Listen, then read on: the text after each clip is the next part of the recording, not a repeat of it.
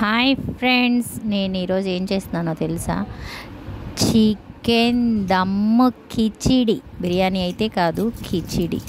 చూస్తున్నారా? చికెన్ని చక్కగా ఉప్పు, కారం, పసుపు అన్నీ వేసి నానబెట్టుకున్నా. బియ్యం కూడా కడిగి పక్కన పెట్టుకున్నా. చూడండి, అల్లం చిన్నులపై పేస్టు, గరం మసాలా, మొత్తం బిర్యానీ మసాలాలు అన్నీ ఒక ప్లేట్లో పెట్టుకున్నాను. ఉల్లిపాయ, పచ్చిమిరపకాయ, కొత్తిమీర, టమాటాలు, పుదీనాకు ఒక నిమ్మ చెక్క అన్నీ అలా చక్కగా ఒక పక్కన పెట్టేసుకున్నాను. ఏం వేయలా. ఇదిగోండి ఆయిల్ కుక్కర్ పెట్టుకున్నా. కుక్కర్లో చేస్తున్నా. చూడండి, కుక్కర్లో అయితే ఫాస్ట్గా అయిపోయిద్దని ఫస్ట్ టైం అండి నేను ట్రై చేశాను. ఆయిల్ వేసుకొని చక్కగా అది వేడెక్కినాక గోల్ గరం మసాలా వేపేసా. తర్వాత ఉల్లిపాయలు, పచ్చిమిరపకాయలు వేసేసాను. అలా ఉల్లిపాయ పచ్చిమిరపకాయ వేగేటప్పుడు కాస్త పుదీనా, కొత్తిమీర వేసేస్తాను.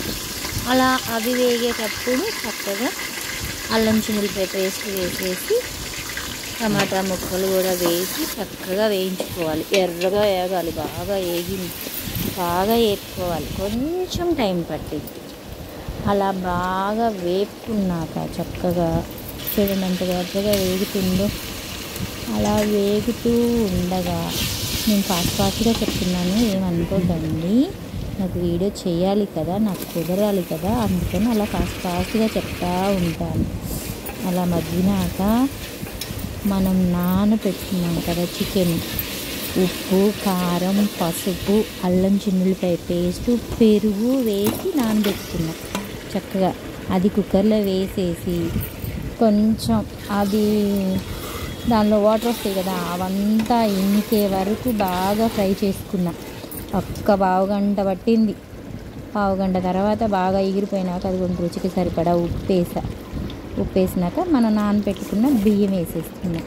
బియ్యం వేసేసి ఒక్క నిమిషం అలా అలా ఒక 2 నిమిషాలు అలా పొయ్యి మీద అలా తిప్పినాక 1కి 1.5 నీళ్లు పోసా.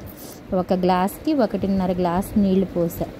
నీళ్ళు కొంచెం కాచుకుంటే మనకి రైస్ తొందరగా ఉడికి బాగుంటుంది. అందుకోసమని కాచుకొని పక్కన పెట్టుకున్నా.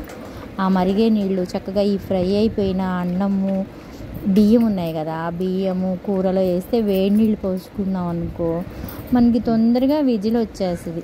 కుక్కర్ అది నిమ్మకాయ పిండుకుంటున్నా పొడిగా రావటం. దాని తర్వాత కొత్తిమీర, పుదీనా పైన వేసేసాను.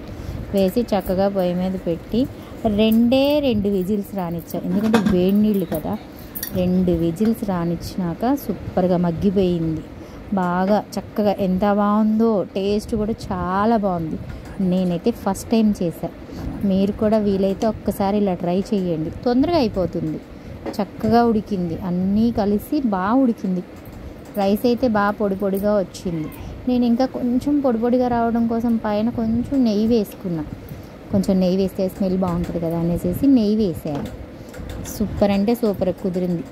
నచ్చితే మాత్రం ఒక్కసారి ట్రై చేయండి. చాలా అంటే చాలా బాగా కుదిరింది. ఫస్ట్ టైం అయినా కానీ కుక్కర్లో ఒకసారి ట్రై చేయండి. ముక్క కూడా సూపర్గా ఉడికింది. బాగా నచ్చింది అనుకో ఒక చిన్న లైక్ ఇవ్వండి. Okay friends, bye.